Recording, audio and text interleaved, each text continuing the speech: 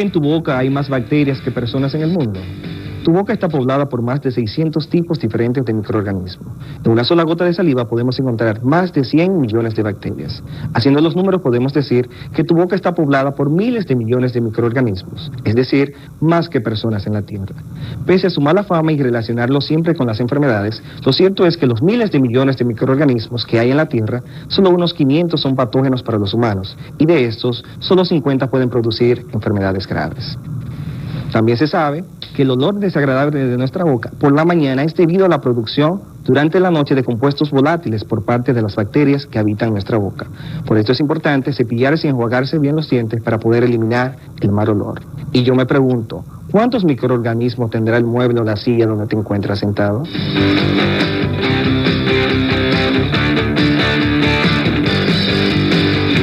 Hola queridos y queridas estudiantes. Sean bienvenidos a su clase de Ciencias de la Naturaleza con su profesor Heriberto Cordero. En la clase anterior aprendimos sobre las estructuras y funciones que componen las células procariotas y células eucariotas. Luego indagamos sobre el origen, la estructura y los tipos de coronavirus, en especial los que producen el COVID-19. También aprendimos sobre el proceso que se da en nuestro cuerpo cuando el virus entra para así producir la enfermedad. Por último, identificamos los postulados que componen la teoría celular, la cual es fundamental para entender las células, el papel que éstas tienen en la constitución de la vida y la descripción de las principales características de los seres vivos. En la clase de hoy estudiaremos la célula y su relación con los diferentes tipos de tejido que conforman los aparatos y sistemas del cuerpo humano, así como su importancia en la función y el desarrollo adecuado de la fisiología humana. Además, cuáles son los procesos que se dan a nivel celular para que la célula pueda absorber nutrientes y eliminar desechos. ¿Te has preguntado cómo y de qué se alimentan los microorganismos? Un organismo unicelular que se encuentra en un lugar rico de nutrientes podría mantenerse con vida fácilmente. Por ejemplo, si fueras una ameba y vivieras en un estanque, podrías adquirir todos sus nutrientes desde el entorno.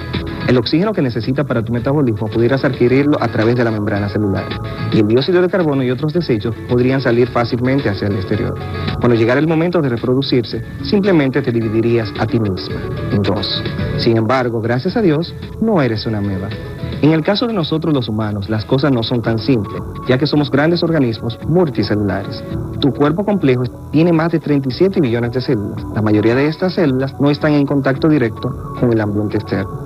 Una de las células en la profundidad de tu cuerpo, en uno de tus huesos, o por ejemplo, en tu hígado, no puede obtener los nutrientes y el oxígeno que necesita directamente desde el ambiente. ¿Cómo es entonces que tu cuerpo alimenta sus células y se mantiene a sí mismo en funcionamiento? Veamos más de cerca cómo la organización de tu increíble cuerpo hace esto posible. ¿Has pasado por las puertas de seguridad de un concierto? De ser así, habrás notado que están diseñadas cuidadosamente para permitir el paso de algunas cosas, como las personas con boleto, e impedir el paso de otras como armas, explosivos y botellas de cristal. Los porteros, los artistas y el personal de organización pasan rápidamente a través de un pasillo especial, mientras que los fanáticos pasan lentamente, a veces esperando mucho tiempo, en la fila.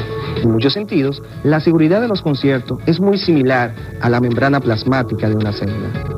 Las membranas celulares son selectivamente permeables, regulan las sustancias que pueden pasar y la cantidad de sustancias que puede entrar o salir en un momento dado. La permeabilidad selectiva es esencial para que la célula pueda obtener nutrientes y eliminar desechos, y mantener un ambiente interno estable e indiferente a su entorno, y así mantener la homeostasis. La homeostasis es una propiedad de los organismos que consiste en su capacidad de mantener la condición interna estable, compensando los cambios de su entorno mediante el intercambio regulado de materia y energía con el exterior. A esta entrada y salida de sustancias se le llama transporte celular. La membrana celular, presente en todos los tipos de células, está formada por una doble capa de lípidos y proteínas. En algunos de los casos, como en las plantas y las bacterias, la membrana se encuentra acompañada por una pared celular. Y estas membranas y las paredes tienen poros que permiten que el agua, el dióxido de carbono y los nutrientes pasen fácilmente. Así entonces, las membranas cumplen la función de delimitadoras, es decir, que separa la célula del medio, y los porteros de la célula seleccionan regulando la entrada y salida de los materiales. Sin embargo, no todos los materiales entran o salen. Las membranas tienen una propiedad conocida como permeabilidad selectiva, que le permite dejar entrar únicamente los materiales que la célula necesita y dejar salir únicamente las sustancias que la célula ya seleccionó como desecho. Esta propiedad de la membrana es muy importante, ya que le permite a la célula mantener su homeostasis, es decir, el balance interno de la célula. Como podrás recordar, hay dos maneras de entrar o salir de la célula: por transporte transporte pasivo o por transporte activo. Hablemos del primero, del pasivo. Se conoce como proceso de transporte pasivo aquellos que no requieren de energía para ser llevado a cabo, y son tres. El primer tipo, llamado difusión simple, es simplemente el paso de pequeñas moléculas, como el oxígeno, a través de la membrana, de lugares de mayor concentración a lugares de menor concentración, hasta llegar al equilibrio, la misma cantidad tanto adentro como fuera de la célula. El segundo tipo tiene la relación con las moléculas conocidas como grandes, como la glucosa, azúcares, los cuales requieren de ayuda para pasar por la membrana. Las proteínas que forman la membrana abren unos canales o poros llamados canales de proteínas que permiten el paso de estas moléculas. A veces unas proteínas llamadas portadoras atrapan la molécula de azúcar o aminoácido y la entran. Este tipo de transporte se le llama difusión facilitada, pues como su nombre lo indica, es facilitada porque requiere la ayuda de proteínas de las membranas. El tercero y último método se le llama ósmosis. Como el agua es tan importante para la célula, su paso por la membrana se le dio su nombre puntual. Es la misma difusión, pero del agua. Cuando una célula se encuentra balanceada, igual concentración, tanto fuera como de adentro, se le llama isotónica. Pero a veces la célula entra en contacto con el medio desequilibrado. En estas ocasiones hay mayor concentración de partículas por fuera de la célula que dentro de ella. A esta situación se le llama hipertónica. Esto se origina porque la célula deja salir agua de su interior, con el ánimo de balancear las concentraciones de su exterior e interior. Cuando la célula pierde agua, se arruga. Esto es lo que nos sucede cuando estamos largo tiempo entre el agua. Se nos arrugan los dedos, pues estamos en una situación hipertónica. En otras ocasiones sucede lo contrario, es decir, la concentración de partículas en el interior de la célula es mayor que su medio externo. A esta situación se le conoce como hipotónica y hace que la célula deje de entrar a agua con el ánimo de igualar las concentraciones. Como consecuencia de ello, la célula se hincha e inclusive a veces explota. El otro tipo de transporte es el transporte activo. Este tipo requiere de energía debido a que su transporte activo, las moléculas se mueven de un lugar de baja concentración a un lugar de alta concentración, es decir, reman contra la corriente. Entran a actuar unas proteínas llamadas proteínas de bomba, encargadas de bombear las moléculas dentro o fuera de la célula. Por ejemplo, nuestras células tienen que bombear hacia afuera el dióxido de carbono sin importar la concentración del medio, para que éste llegue a los pulmones y sea exhalado. Para hacer este bombeo contra la corriente se requiere de energía. En este se utiliza el ATP o adenosintrifosfato que hicieron las mitocondrias. ¿Por qué es preciso respirar para vivir? Al inspirar llevamos el aire a los pulmones. En el aire hay un gas llamado oxígeno. Sin el oxígeno no es posible la vida. Pero ¿cómo se produce el oxígeno?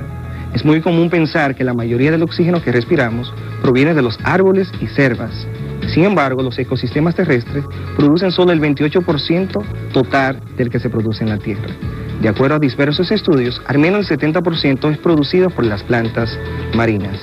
El océano produce oxígeno a través de las plantas de fitoplanctos, algas marinas y algas y planctos que viven en él. En las plantas se produce el oxígeno como un subproducto de la fotosíntesis, que es un proceso que convierte el dióxido de carbono y la luz solar en azúcares que el organismo utiliza para obtener energía. Nuestra sangre lleva los alimentos a las células, pero las células no pueden asimilarlo sin oxígeno. El oxígeno transforma el alimento en energía que las células utilizan para mover sus músculos, enviar mensajes por medio de los nervios y hacer nuevas células. Hay otra razón por la cual nuestro cuerpo necesita oxígeno. Cuando el oxígeno que respiramos se transforma, el alimento que comemos en energía, se emite calor. Por eso es que generalmente sentimos calor después de una comida abundante. El calor contribuye a que el interior del cuerpo se mantenga caliente, aun cuando la temperatura externa sea de bajo cero. Si nuestra temperatura interior llegara a ser tan baja, podríamos morir.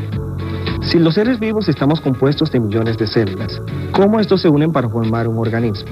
Las células de nuestro cuerpo realizan funciones específicas. Cuando estas se unen, forman una red multicelular conocida como tejido. Un tejido es una agrupación de células que realiza una función específica. No todos los seres vivos presentan ese nivel de organización biológica, fruto de centurias de evolución y diferenciación celular. Únicamente las plantas vasculares y los animales pluricelulares poseen tejidos celulares especializados. Si bien es cierto que existen más de 250 tipos de célula, solo existen 4 tipos fundamentales de tejido.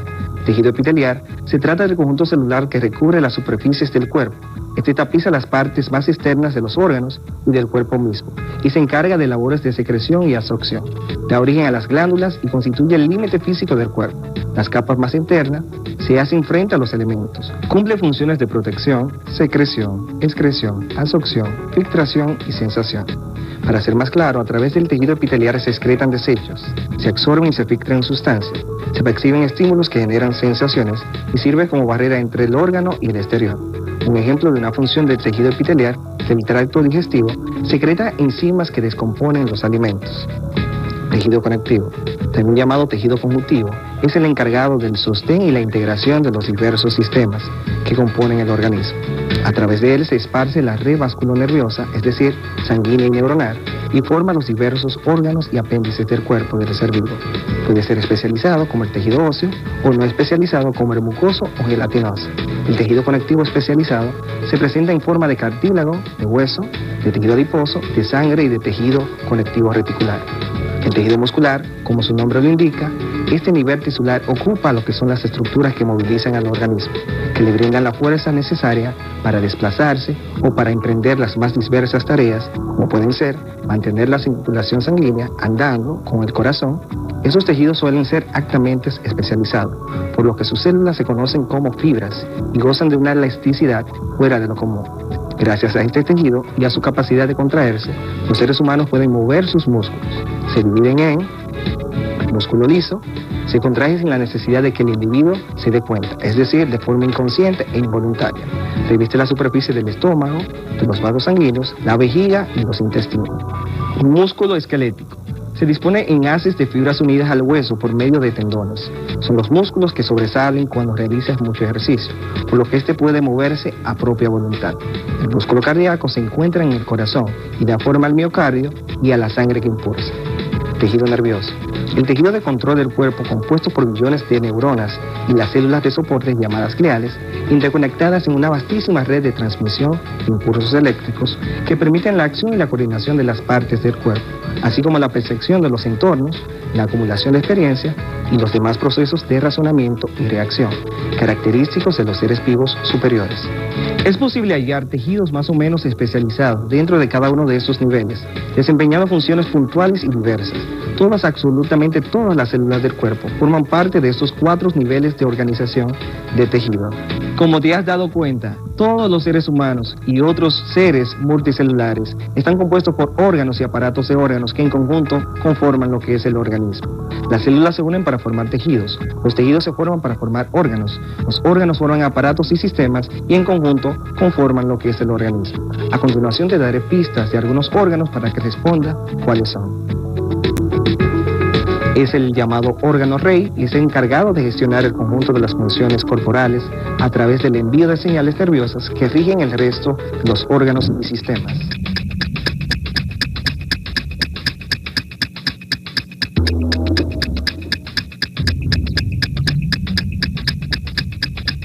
Si respondiste el cerebro, te felicito. Este está compuesto de tejido nervioso, al igual que la médula espinal y los nervios que en conjunto forman el sistema nervioso. Es el órgano más grande de todo nuestro cuerpo.